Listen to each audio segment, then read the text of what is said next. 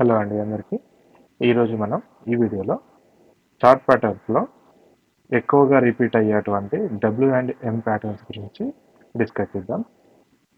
ఈ W and M patterns ఏ విధంగా ఏర్పడతాయి మరియు అసలు ఏ సందర్భాలలో వర్క్ అవుతాయి, ఏ సందర్భాలలో ఫెయిల్ అవుతాయో కూడా డిస్కస్ చేద్దాం. ఏ సందర్భాలలో అంటే ఏ రకంగా ట్రాప్ను మనం కంట్రోల్ చేస్తూ అంటే ట్రాప్లోకి చిక్కుకోకుండా ట్రేడ్ తీసుకోకుండా ఏ విధంగా తప్పించుకోవచ్చు అనేది కూడా ఈ వీడియోలో డిస్కస్ చేద్దాం. So W and M patterns గురించి కంబైన్గా ఈ వీడియోలో కంప్లీట్ చేద్దాం. అసలు దీనికి ముందు చార్ట్ ప్యాటర్న్స్ అంటే ఏంటో డిస్కస్ చేస్తే, చార్ట్ ప్యాటర్న్స్ అంటే సో ఎగ్జాంపుల్గా మనం ఒక దారిలో నుండి నడుస్తూ ఉంటే ఒక బాట అనేది ఏర్పడుతుంది, ఒక దారి అనేది ఏర్పడుతుంది కదా ఫ్రీక్వెంట్గా నడుస్తూ ఉంటే. సో అంటే ఒక చెట్ల మధ్య నుంచి కానీ ఒక ఫారెస్ట్ నుంచి కానీ నడిచినప్పుడు ఏమవుతుంది అంటే అక్కడ ఏం లేనప్పుడు ఒక మనం నడిచేటువంటి ఫ్రీక్వెంట్గా నడిచేటువంటి ఏ విధంగా ఏర్పడుతుంది అంటే ఒక షేప్ అనేది మనకు బయటకు అగుపిస్తూ ఉంటుంది. సో అదే రకంగా ప్రైస్ మూవ్ అవుతూ ఉంటే కూడా ఒక షేప్ అనేది చార్ట్ పైన చేస్తూ ఉంటుంది. సో ఇక్కడ మన టర్మినాలజీలో దాన్ని ఏమంటామంటే ప్యాటర్న్ అంటామన్నమాట. సో అది డిఫరెంట్ ప్రైస్ అనేది డిఫరెంట్ ప్యాటర్న్స్ చేస్తూ మూవ్ అవుతుంది. ఆ ప్యాటర్న్స్ని అర్థం చేసుకోవడం ద్వారా మనం ప్రైస్ని ప్రిడిక్ట్ చేసి మనం ట్రేడ్ చేయడానికి ఈజీగా ఉంటుంది. ప్రైస్ ఎక్కడికి మూవ్ అవుతుంది అనేది ప్రిడిక్ట్ చేయొచ్చు అనమాట. సో ఇది చార్ట్ ప్యాటర్న్స్ వల్ల ఉపయోగం అన్నమాట. సో మనకు ఎక్కువగా ప్రైస్ మూవ్మెంట్ని బట్టి టెక్నికల్ అనాలిసిస్ అనేది ఉంటుంది. సో ప్రైస్ మూవ్ అవుతూ ఉంటే చార్ట్ మీద ఏర్పడేటువంటి షేప్లనే ప్యాటర్న్స్ అన్నాం కదా. సో ఇవే టెక్నికల్ అనాలిసిస్కి ఫౌండేషన్ అన్నమాట. డిఫరెంట్గా అంటే ట్రెండ్ లైన్స్ కానివ్వండి, సపోర్ట్ అండ్ రెసిస్టెన్స్ కానీ ఇదంతా కూడా ప్రైస్ మూవ్ని బట్టి అక్కడ ఏర్పడేటువంటి షేప్స్ అన్నమాట. సో వీటన్నింటిని మనం ప్యాటర్న్స్ అంటాం. ఎగ్జాంపుల్స్ ద్వారా చార్ట్ ప్యాటర్న్స్ అంటే డబ్ల్యూ అండ్ ఎం గురించి అర్థం చేసుకోవడానికి ప్రయత్నం చేద్దాం. సో ఫస్ట్ వచ్చేసి normal entry. So normal entry అంటే మామూలుగా ఎట్లాంటి కాంప్లికేషన్స్ లేకుండా ఉండేటువంటి ఎంట్రీ అన్నమాట. సో ఇక్కడ డబ్ల్యూ అనేది ఏర్పడింది చూడండి. సో ఈ డబ్ల్యూ ఇక్కడ ఎప్పుడైతే బ్రేక్ అయిందో, సో ఈ ప్యాటర్న్ బ్రేక్ అయిందో ఆ ప్యాటర్న్ బ్రేక్ అయిన క్యాండిల్లో ఎంట్రీ తీసుకుంటాం, దీని లోలో స్టాప్ లాస్ పెట్టేసుకుంటాం అండ్ మనం టార్గెట్ కోసం వెయిట్ చేస్తాం. సో ఇట్లాంటి ఎంట్రీస్లో మనకు కాంప్లికేషన్స్ ఏముండవు కాబట్టి ఈజీగా వస్తుంది అప్పుడప్పుడు రేర్గా వస్తూ ఉంటాయి ఇట్లాంటి ఎంట్రీస్. సో నెక్స్ట్ వచ్చేసి రీటెస్ట్ ఎంట్రీ అన్నమాట. సో ఇది కూడా నార్మల్ ఎంట్రీ అంటే కన్జర్వేటివ్ పీపుల్ ఉంటారు కదా వాళ్ళ కోసమే రీటెస్ట్ ఎంట్రీ అన్నమాట. సో అగ్రెసివ్ పీపుల్ ఏంటి అంటే డైరెక్ట్ ఆ ఎంట్రీ అయిపోవడం ద్వారా ఏమవుతుంది అంటే అప్పుడప్పుడు చాలా సందర్భాలలో తిరిగి వచ్చి మన స్టాప్ లాస్ తినేసి మళ్ళీ వెళ్తాయి అన్నమాట. సో అదే రీటెస్ట్ ఎంట్రీ అవుతుంది. సో ఇక్కడ చూడండి, ఇక్కడ బ్రేక్ అయిన క్యాండిల్లో కనుక మనం ట్రేడ్ తీసుకుంటే ఒకటి స్టాప్ లాస్ అనేది చాలా హెవీగా ఉంటుంది. రెండోది ఏంటి అంటే ఇక్కడ కరెక్ట్గా ఎగ్జాక్ట్గా పెట్టిన స్టాప్ లాస్ని తినేసి మళ్ళీ వెళ్ళిపోయింది అనమాట. సో ఇట్లాంటి సందర్భాలలో కన్జర్వేటివ్గా ఉండడానికి సో ఎప్పుడైతే రీటెస్ట్ చేస్తుందో మార్కెట్ అప్పుడు ఎంట్రీ తీసుకోవడం వల్ల ఒకటి స్టాప్ లాస్ అనేది తక్కువ ఉంటుంది. రెండోది ఏంటి అంటే ఆల్రెడీ ఇక్కడ స్టాప్ లాస్ తింది కాబట్టి అది ఇక పైకి వెళ్ళడానికి అవకాశం ఎక్కువగా ఉంటుంది అన్నమాట. సో ఇది సేఫ్ ప్లేయర్స్ దీన్ని సెలెక్ట్ చేసుకుంటారు. రీటెస్ట్ ఎంట్రీ అనేది సేఫ్గా ఉండడానికి ఉపయోగపడుతుంది. కాకపోతే దాంతో పోలిస్తే అంటే అగ్రెసివ్ ప్లేయర్స్తో పోలిస్తే మనకు రీటెస్ట్ ఎంట్రీ ద్వారా ఎంటర్ అయ్యే వాళ్ళకి కొంచెం ట్రేడ్స్ అనేది తక్కువ ఉంటుంది అన్నమాట. నెక్స్ట్ వచ్చేసి ట్రాప్ ఎంట్రీ.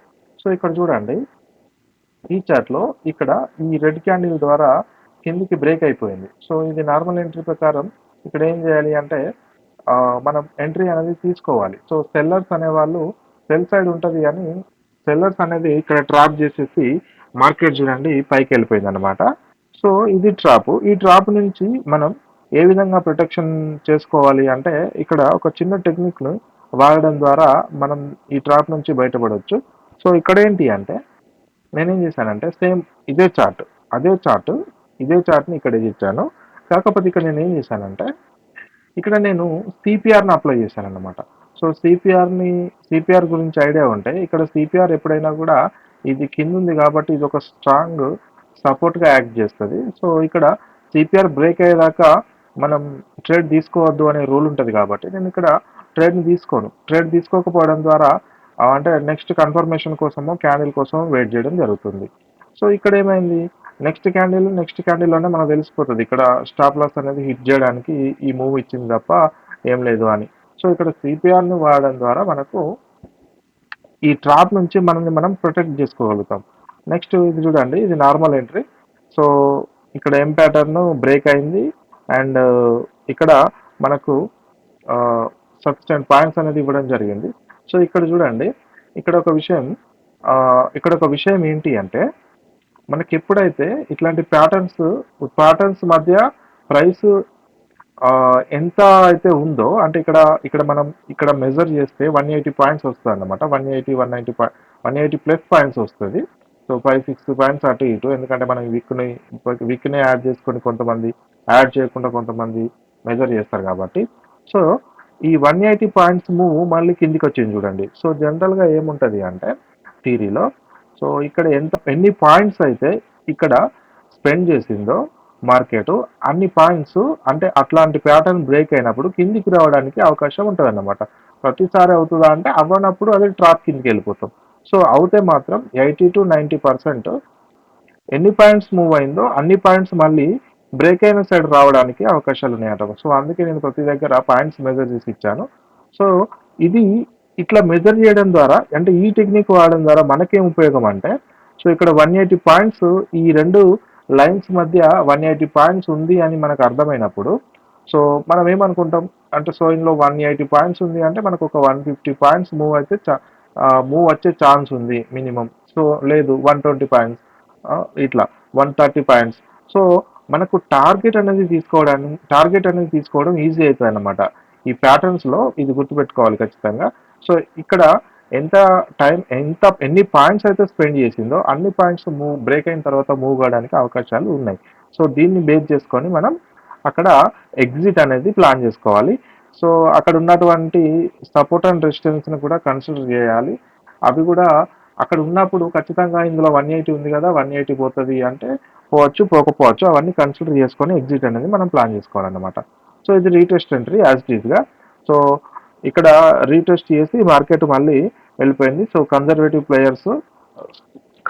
ప్లేయర్స్కి ఇది ఈ మెథడ్ని వాడతారన్నమాట. సో అందరూ న్యూ ట్రేడర్స్ అందరూ కూడా ఈ రీటెస్ట్ ఎంట్రీని ఫాలో అవడమే ఉత్తమం అని నా సజెషన్ అన్నమాట.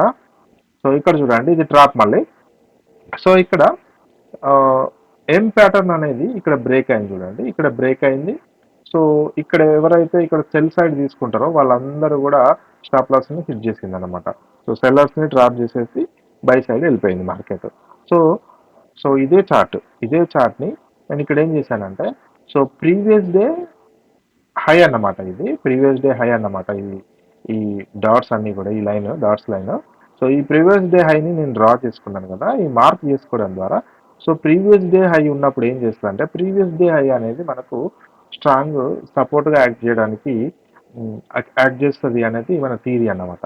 సో ఇక్కడికి వచ్చేసరికి చూడండి, ఇక్కడ ఇది బ్రేక్ కాకముందు నేను ఇక్కడ ట్రేడ్ తీసుకోను కాబట్టి, ఇక్కడ చూడండి ఇక్కడికి వచ్చి సపోర్ట్ తీసుకొని మళ్ళీ వెళ్ళిపోయింది. సో ఎవరైతే దీన్ని ఇది డ్రాప్ అవుతుందేమో, లేదంటే ఇక్కడ ప్రీవియస్ డే హై ఉంది కదా, ఇది బ్రేక్ అయ్యే వరకు నేను ట్రేడ్ తీసుకోను అనే థియరీ తెలియదో వాళ్ళు మాత్రం ఖచ్చితంగా ఈ ట్రాప్లో పడిపోతారు. సో ఇక్కడ ఈ విధంగా మనం, అంటే ఇది ఒకటనే కాదు డిఫరెంట్ సపోర్ట్ అండ్ రెసిస్టెన్స్ కానీ, ట్రెండ్ లైన్స్ కానీ, మూవింగ్ యావరేజెస్ కానీ, సో ఒక్కొక్కరి మైండ్ సెట్ ఆధారంగా ఒక్కొక్కరికి ఒక్కొక్కటి నచ్చుతుంది అన్నమాట. సరే మీకు ఏది నచ్చినా ఏం కాదు, కానీ అక్కడ ఉన్నటువంటి సపోర్ట్ అండ్ రెసిస్టెన్స్ని, ట్రెండ్ లైన్స్ని, ప్రీవియస్ డే హైని, లోని, స్వింగ్ హైస్ని, స్వింగ్ లోస్ని, ఇవన్నిటిని కూడా గ్యాప్స్ని, ఇవన్నింటిని కూడా ఖచ్చితంగా కన్సిడర్ చేయాలి. ఎందుకోసం అంటే వాటిని ప్రైస్ రెస్పెక్ట్ చేస్తుంది కాబట్టి వాటిని బేస్ చేసుకొని మనం ట్రేడ్ చేసుకోవాలి. అండ్ ఇంకొక విషయం ఏంటంటే, ఏ స్ట్రాటజీ కానీ ఏ సెటప్ కానీ 100కి 100% మనం విన్నట్టు అప్లై చేస్తే అవ్వదు. ఎందుకంటే అప్లై చేసే వాళ్ళ మైండ్ సెట్ మీ మైండ్ సెట్ ఒకేలాగా ఉండదు కాబట్టి, అక్కడ ఉన్నటువంటి సిచ్యువేషన్స్ ఆధారంగా డెసిషన్ తీసుకోవడం బట్టి మనకు సక్సెస్ రేట్ అనేది ఉంటుంది అన్నమాట. సో మనం ఫ్రేమ్ చేసుకున్నటువంటి థియరీకి దానికి స్ట్రెంగ్తెన్గా ఇండికేటర్స్ కానివ్వండి, సపోర్ట్ అండ్ రెసిస్టెన్స్ ని మనం డ్రా చేసుకోవడం కానివ్వండి, ఇవన్నీ మనం బై బ్యాక్ టెస్టింగ్ మనకి ఇవన్నీ అర్థమవుతుంది. ప్రాక్టికల్‌గా అర్థమవుతూ ఉంటాయన్నమాట. ఇవన్నీ యాడ్ చేసుకొని మన ట్రేడింగ్ సెటప్‌ని ఇంకా స్ట్రాంగ్ చేసుకోవడం ద్వారా మనం సక్సెస్ రేట్‌ని అనేది పెంచుకోవచ్చన్నమాట. సో, ఇది ఈరోజు వీడియో. సో, అందరికీ థ్యాంక్ యూ. అండ్ ఖచ్చితంగా సబ్స్క్రైబ్ చేస్తారని ఆశిస్తున్నాను. Thank you.